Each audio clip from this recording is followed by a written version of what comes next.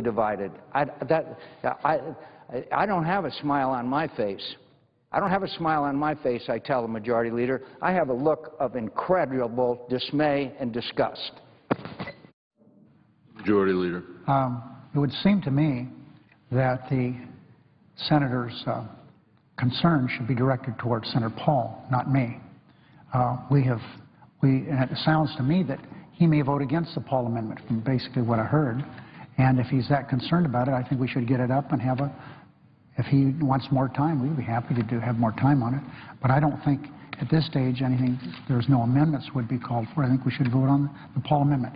The point being, Mr. President, and I think it's pretty clear as to what's gone on this past Congress when the Republican leader says his #1 issue is to make sure Obama doesn't get reelected. I think that probably is what's held up this Congress from doing all kinds of things. And let me remind everyone, Mr. President, since I have been the Majority Leader, which has been 6 years, we've had to try to overcome 380, this is 2 now, Republican filibusters. During the same period of time, 6 years that Lyndon Johnson was president, I was Majority Leader before he became president, he had to file cloture once. So this is what my friend from Arizona, we've served together now 30 years in the Congress. So his agitation should not be directed toward me. They're the ones holding up hundreds of bills in the Energy Committee and basically everything we've tried to do, because their #1 goal, if they follow their leader, and they've done a pretty good job doing that, has been to make sure that the country's in such a shape that maybe they may get lucky and have Governor Romney elected. So if there's been an objection by the Assistant Majority Leader, I understand that. Yeah, but don't be blaming Rand Paul for everything held up. Here's what we have held up. I mentioned just briefly. Wouldn't it be nice if America had an ambassador to Iraq? Wouldn't it be nice if America had an ambassador to Pakistan? Wouldn't it be nice if a piece of legislation that has 81 co-sponsors dealing with Iran, a containment resolution, that we could vote on that? So, Mr. President, as I've indicated, this will be the 3rd time today. We have work to do. Not a lot, but we have work to do.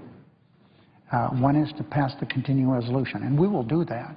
We can either do it the hard way or the easy way. As you know from the vote on the motion to proceed to that is overwhelming support for it. That was as bipartisan as anything could be. The Speaker and I worked on this with our staffs, and we came up with something that I think is pretty fair. So we're going to pass that. And if Republicans want to stall on that, like they have everything else, they can do that. But we're going to finish this. American people need that done, and we're going to get it done. It may take a vote on, let's see if I can figure this out, let's see, Thursday, it may take a vote on Saturday, it may take one on Sunday, but we're going to finish the CR. So everyone should understand that. We're not going anyplace.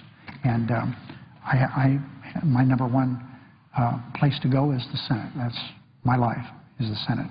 So I'm going to be here and make sure that we do as much as the people's business as we can, in spite of their #1 goal being to defeat Obama rather than trying to legislate for the American people. There was Mr. President. And so, as I understand it, Mr. President, the request that I made that's been objected to, the request that the Senator from Arizona made, that's been objected to. Is that right? Mr. President. The Majority Leader's original request as to H.R. 8 has not been objected to. And the leader is right with regard to our intentions. His intention was to object to my request. Mine is to object to his request. That is correct, and I do object. Objections. We make sure they're recognized. Are heard. Mr. President. The Senator from Arizona. The Majority Leader.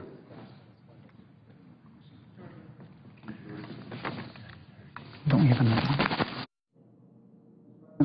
Last month, the Senate Finance Committee reported legislation, bipartisan legislation, by the way, on what are called the tax extenders.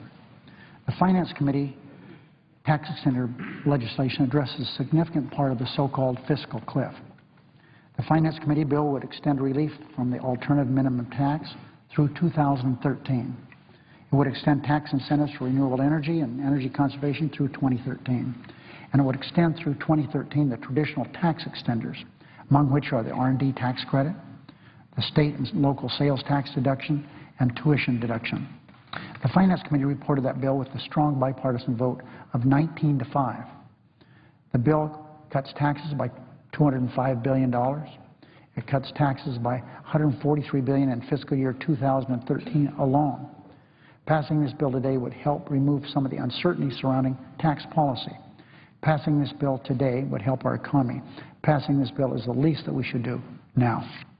So I ask, Mr. President, unanimous consent, the Senate Finance Committee be discharged from further consideration of H.R. 9, that a Baucus amendment, which is at the desk, the text of which is identical to S. 3521, the Family and Business Tax Cut Certainty of 2012 as reported by the Finance Committee be agreed to, that the bill is amended to be read a third time and passed, the motions to reconsider be laid on the table with no intervening action or debate, and any statements related to this matter be placed in the record at the appropriate place as if read. Is there objection? Mr. President, reserving the right to object, it is our view that the extension of many provisions of the tax code, which is the subject of the leader's request here, makes some sense if we extend all of the provisions of the tax code that we can. And with that in mind, I would ask that the consent be modified so that the text of House-passed Bill H.R. 8 be added to the substitute referred to by the leader. Further, that the bill then be read a third time and passed as amended. May the record reflect I'm scowling, not smiling. No, anyway. Mr. President, Majority Leader. We've already rejected that position. That's not how things work in a democracy, or I doubt any place else, so I would object to my friend's suggested modification. Is there objection to the original request? We would also object then to the original request. The objection is heard. Majority Leader Yield. Sure. I'd just like to point out I'm not against the Rand Paul amendment being voted on by the United States Senate. I do object to an hour equally divided. I object to the fact that we do not have either side-by-side or second-degree amendments, which is the normal parliamentary procedure. And since the Majority Leader had to inject the number one objective is to defeat Barack Obama routine again, I would like to point out it's the least productive Congress since 1947, that we have, for the first time in 51 years, we're not taking up the defense authorization bill. For the first time in 51 years, when we are fighting a war in Afghanistan, that we can't find the time in the United States Senate to take up the bill that's so important to the security of this nation.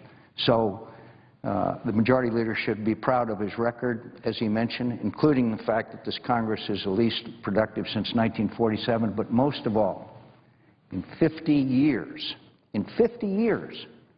we have not taken up the defense authorization bill, and we've taken it up for 50 years because other Majority Leaders who set the calendar have understood the importance to the men and women who are serving in the military and our national security. And I again urge, instead of this back and forth and mutual objections and nothing getting done around here, I know, and the Majority Leader knows, that we could take up the defense authorization bill and get it done in a matter of a few days, and we could have since June. But instead, we do this back and forth, which makes us the least productive Congress since 1947, and an approval rating of the American people that deservedly is in single digits. So I repeat, I will be glad to enter into a unanimous consent agreement on the Rand amendment, although I also would tell the Majority Leader we may now be establishing a precedent that one senator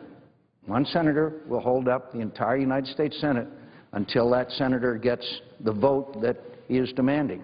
I could hold up the United States Senate and demand a vote on the National Defense Authorization Act, which was reported to this body in June.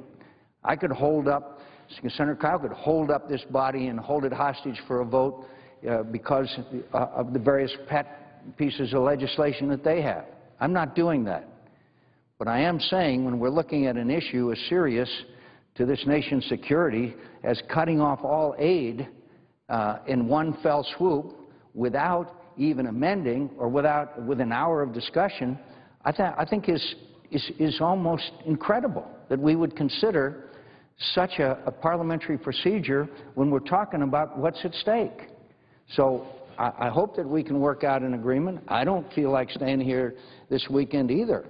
But I also have some concern about the safety and security of the men and women who are serving in our diplomatic corps overseas, because if that amendment did pass, I guarantee you would see a reaction in these countries that we have announced arbitrarily that we're cutting off all aid to them. So I think we ought to understand the consequences of the Rand Amendment, and it probably would take more than an hour equally divided. And I thank the Majority Leader for listening. My friend, and he is my friend, I have great admiration and respect for the senior senator from Arizona, makes my case. He is absolutely right. This is the most, I'm sorry to say, the least productive Congress perhaps ever. Why? Because everything we've tried to do, they have objected to it, everything. We have made a few. Once in a while we're able to work together and get something done. But he's made my case for me, absolutely, because their #1 goal has been to defeat the President of the United States for re-election. Now, we've had a lot of debates. Senator Paul has been here many times talking about this issue. I have no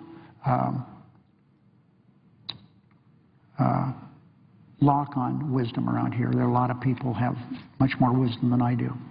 But I do have the obligation to try to move this legislation along on things that we have to work on here.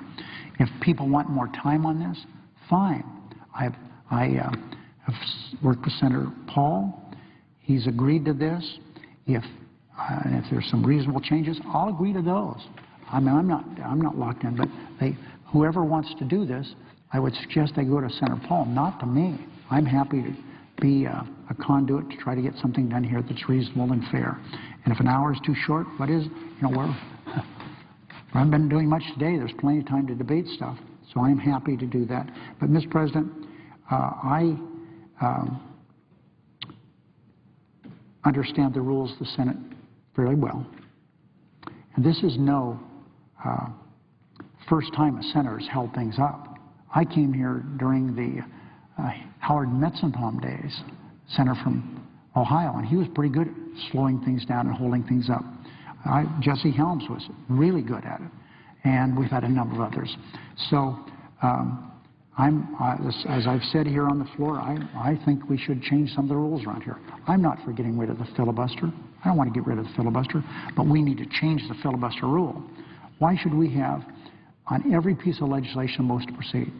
It takes me takes the Senate a week to get on a bill when a single senator objects to it. That doesn't sound very good to me. So I hope that with the new Congress we can change some of the rules around here. But I'm happy to work with my friend from Arizona. I know that he is really someone who travels the world. He has been in the forefront of changes that have taken place in this world, and I understand his concern about this legislation. But if he has something else he thinks might work better than this, talk to Senator Paul, and I'm always reachable, any time of the night or day. Mr. President, might I just make a brief response to the leader? Well, my colleague just yields. I believe that it's not Senator Paul who sets the parameters for how many hours of debate and amendments and others. I believe that it's the Majority Leader. And could I talk to the Majority Leader about how long the debate should be and whether we can have amendments or not? That's all I'm saying. Well, I will say this, so we save a lot of trouble for everybody. We're not going to have amendments to this. The amendment days are over. We've been blindsided many times on amendments. I'll be happy if my friend can come up with something that will allow maybe a side-by-side or something. I'm happy to do that. But You're open to I'm open to negotiations any way that's reasonable. And if someone doesn't want to contact Rand Paul, I will. I mean, if somebody feels awkward doing that, I don't. I feel totally free to talk to any senator about anything, and that's why I reached out to Rand Paul. Mr. President, might I just continue here? I think the point is that this unanimous consent request was made before everyone had been fully consulted. I appreciate the leaders trying to move things along, but it does illustrate the proposition that everyone needs to be consulted so that the question of the time and potential other considerations could be dealt with. And I suspect that through the leaders' good offices that will be done this evening and tomorrow morning, and perhaps something can be worked out, as I said when I interposed my objection. But the one point that I wanted to make is this. The objection that I interposed on behalf of Senator McCain tonight has nothing whatsoever to do with the Romney campaign against President Obama. You just heard my colleague Senator McCain talking about the concerns he has cutting off aid cold turkey to some very important countries in the world in the middle of a crisis. Who will be another speaker raising those same concerns tomorrow? Our Democratic colleague, Senator Kerry. This is a bipartisan question of whether this is the right policy for our country. I suspect the Obama administration and the President himself would generally be supportive of the position expressed by Senator McCain and Senator Kerry. So I wish we could have a conversation around here just once without having it portrayed as some kind of partisan political exercise. This is not a partisan political exercise.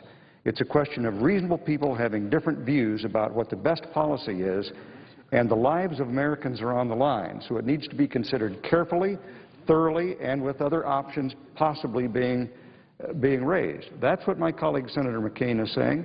That's why I interposed the objection on his behalf. And I really do think that if the parties can get together tonight and tomorrow, potentially work out a way to approach the issue so it can be debated for the appropriate length of time, and any alternatives might be presented, and then we could move on with things.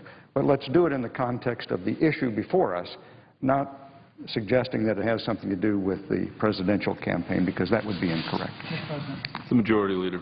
The reason that I went into that is because my friend, Senator McCain, talked about how little we've accomplished here. I didn't bring that up, and I indicated why we've accomplished so little. Now, I would also say to my two Republican friends who are here on the floor, there's three actually, this. The resolution, the piece of legislation that Senator Paul is putting forward, I'm not going to vote for it. Senator Paul knows that. Democrats aren't going to vote for this. This problem is the Republicans are split, not us. They're split. Their own caucus is split as to what to do with the Paul Amendment, not us. So I'm happy to work with everybody. I have conferred, and I say to the Republican assistant leader, I talked to my leadership team this morning. I talked to my caucus today about this. The Republicans have a caucus the same time we do, and they knew before the caucus, because everybody knew what was going on with this. It was no secret. I talked to Republican senators before their caucus. So this is no surprise. The hour time that I put was arbitrary. I acknowledge that. But if somebody wants more time to debate this issue, I'm fine. I don't care. So I appreciate my friends' involvement, both of them.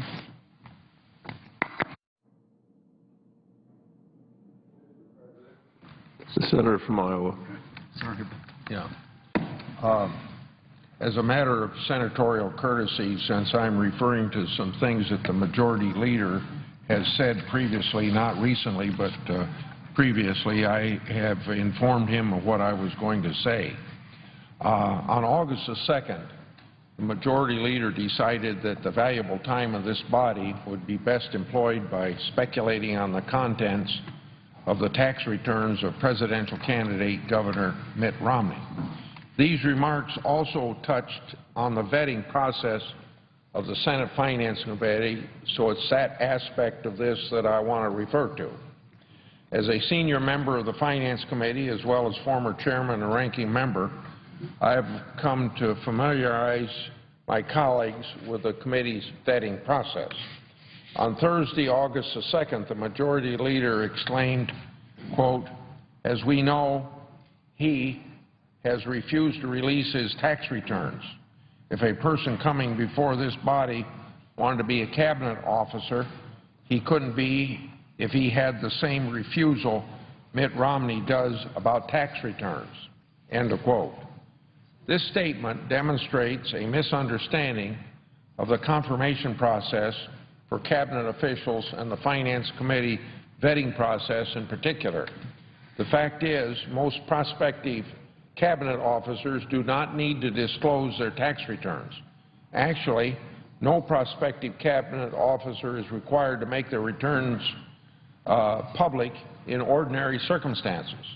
To my knowledge, the Finance Committee is the only committee that asks nominees to provide copies of tax returns. Specifically, the Finance Committee asks that nominees provide copies of their last 3 federal tax returns. The committee may request further returns if it is warranted by the circumstances of that particular time. The committee asks for this information for a few reasons. To begin with, many nominees referred to the Finance Committee, such as the Secretary of Treasury, the Commissioner of the IRS, will be able to exercise significant influence over tax policy and administration. Additionally, the examination of a nominee's tax return sheds light on the nominee's character. Over the last few years, several high flyers in the Obama administration have come up short when measured by their tax returns. Therefore, the vetting process utilized by the Finance Committee has received a lot of attention. Only 2 cabinet officers and 1 position with the status of cabinet rank are referred to the Finance Committee. These are the Secretaries of Treasury and the Department of Health and Human Services, as well as the United States Trade Representative. As I said before, to my knowledge, the Finance Committee is the only committee of the Senate to request copies of actual tax returns. This means that, not counting the Vice President, there are 19 members of the Cabinet who do not release their tax returns during the Senate confirmation process. As I said, no cabinet official is required to make his or her tax returns public. This goes to the details of the Finance Committee's vetting process. All nominees referred to the committee are required to submit copies of their last 3 filed tax returns. These copies, along with other financial data, are shared with a very limited number of staff specifically designated by the chairman and ranking member of the Senate Finance Committee. While being reviewed, the returns themselves are kept under a very tight control. Most staff for the committee and ranking member do not have access to the tax returns.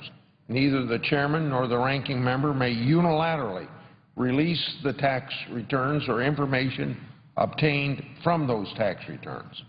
This means that even when I was chairman, the committee rules prohibited me from unilaterally releasing a nominee's tax return or even making public that nominee's specific tax information. When an issue is identified pertaining to a nominee's tax information, the chairman and the ranking member jointly determine how to proceed. Information is only released under bipartisan agreement and after consultation with the nominee. For example, Secretary Geithner was given the opportunity to withdraw his nomination before the world learned of his failures to pay all of his taxes.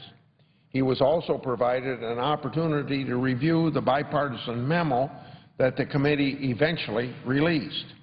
In sum, then, no nominee vetted by the Finance Committee needs to make their tax returns public, and in the majority of the cases, no information is released. Additionally, the purpose of the vetting is not to damage the credibility of the nominee. I bet those seeking Governor Romney's tax returns are operating under a completely different standard. I especially find it interesting that the majority leader compared Governor Romney to cabinet officials when speculating as to the contents of Governor Romney's returns. There seems to be an implication that a discovery of unsatisfied tax obligations would be problematic to the leader. While the majority leader may want to speculate as to whether or not Governor Romney has paid his taxes, there are nominees and officials of the current administration we know did not completely satisfy their tax obligations. I will start this trip down memory lane with our current Treasury Secretary.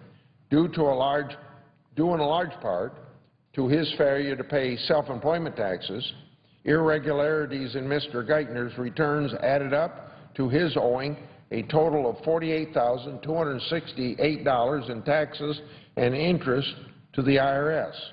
Those seeking a full accounting of the episode may read the bipartisan memorandum prepared by the Finance Committee, which is part of the record of his January 2009 nomination hearing.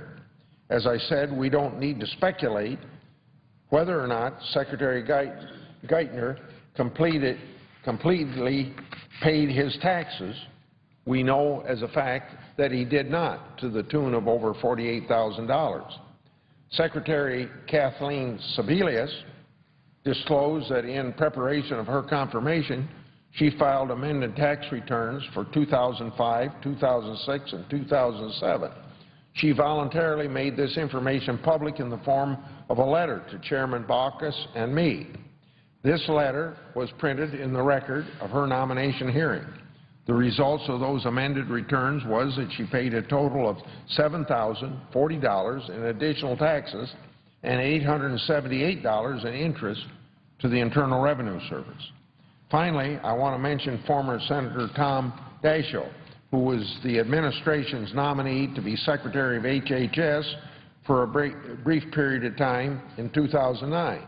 Though Mr. Daschle withdrew his nomination before the committee held a hearing on his nomination, it was widely reported, including in the New York Times and the Los Angeles Times, that he failed to pay more than $128,000 in taxes in the 3 years prior to his nomination. In mentioning Secretaries Geithner and Sebelius and Mr. Daschle, I'm not suggesting anything beyond the reported facts of their circumstances or that their tax errors were intentional. I just wanted to remind the majority leader of these situations where it is not necessary to speculate on whether or not taxes were owed. While I appreciate the leader's newfound attention to the Finance Committee's vetting process, I want to assure everyone has a clear understanding of how this vetting process in the Senate Finance Committee works. I'd be happy to discuss the committee's procedure with any interested colleague. I'm sure Ranking Member Hatch and his staff would also be happy to discuss the process with anyone who is interested. I suggest the absence of a quorum. Clerk will call the roll. Mr. Cocker.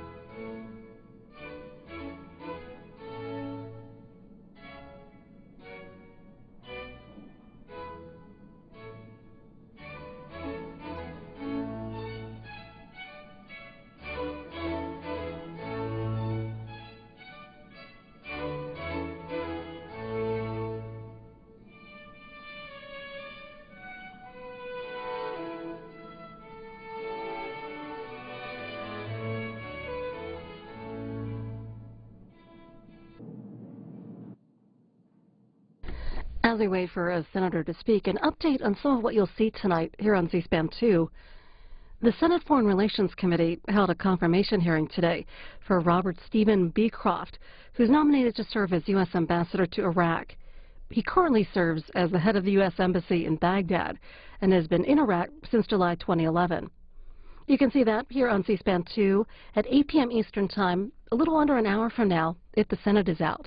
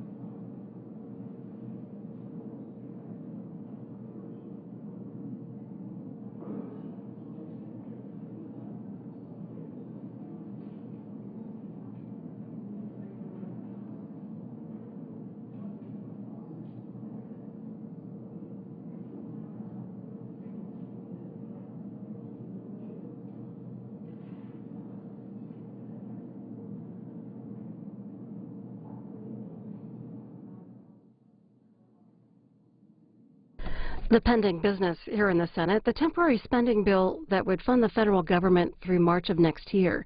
That measure passed the House last week, and a final vote on that spending resolution in the Senate could come as early as tomorrow or as late as Sunday if Senator Rand Paul of Kentucky continues to filibuster the Senate action on that. Also, earlier today, the Senate blocked another bill that would have established a $1 billion jobs program, putting veterans back to work, tending to the country's federal lands and bolstering local police and fire departments. Republicans said the spending bill violated limits that Congress agreed to last year. Senior Senator from Iowa, Senator Grassley, he indicated he was going to say a few things about me, and he told me beforehand, and I appreciate that's the way the Senate should operate. So I appreciate that very much for my friend from Iowa doing that. He came to the floor and, in effect, said, when I came, I've said on a number of occasions, but he picked one date that I said that Governor Romney couldn't be confirmed as a cabinet officer. And because cabinet officer, you have to give at least 3 years of your tax returns. Sometimes they ask for more. So my friend, Senator Grassley, came to the floor and suggested he could be confirmed. Well, not really. The Senator from Iowa conceded my point. Mitt Romney could not be confirmed for Treasury Secretary. He could be confirmed as Secretary of Health and Human Services. He couldn't be confirmed as Trade Representative. He couldn't even be confirmed as Assistant Secretary of the Treasury for Public Affairs, and a number of other positions. But there's a larger point to be made here. And why they would bring this up again, I don't know, but they did. But there's a larger point to be made here. When you're running for the highest office in the land, President of the United States, you're also held to a higher standard of conduct than someone who wants to be a cabinet officer or a sub-cabinet officer who give us their tax returns. At least Mitt Romney owes the American people, at least he owes them some honesty and openness. That we don't have.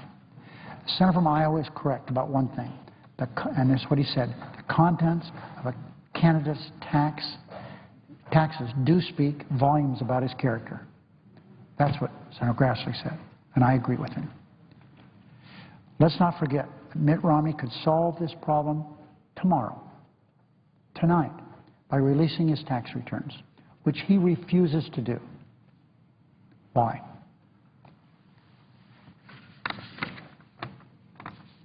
I would ask that my statement appear following the statement by Senator Grassley on the record.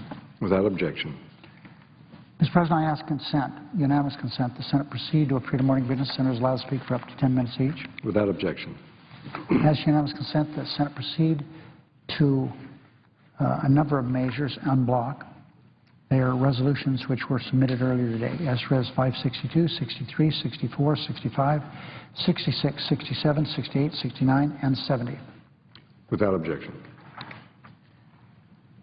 Mr. President, I ask unanimous consent the resolutions be agreed to, the preambles be agreed to, the motion to reconsider be laid on the table en bloc with no further action or debate, and any statements related to these resolutions be printed in the record at the appropriate place as if read. Without objection.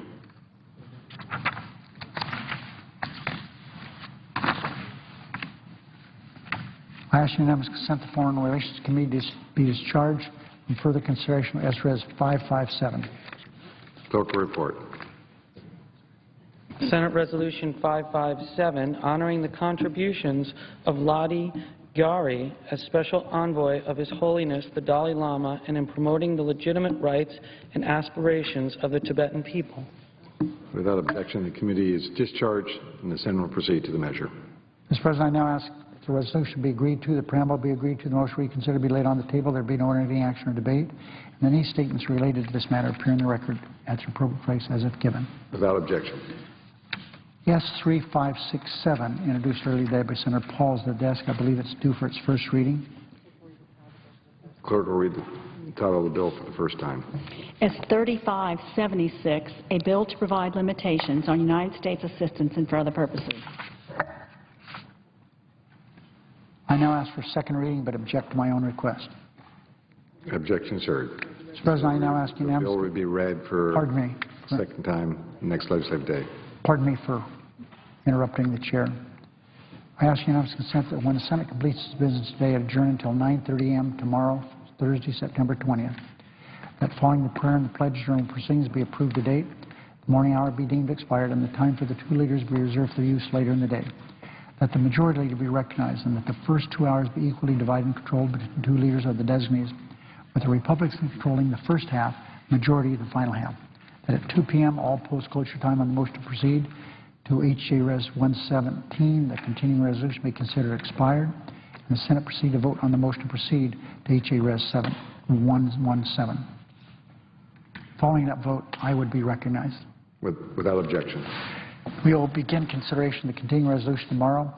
We hope to reach an agreement to move several votes up and avoid being in session this weekend in order to get our work completed. Mr. President, if there is no further business to come before the Senate, I ask that it adjourn under the previous order. Senate will stand adjourned until Thursday, September 20th at 9:30 a.m.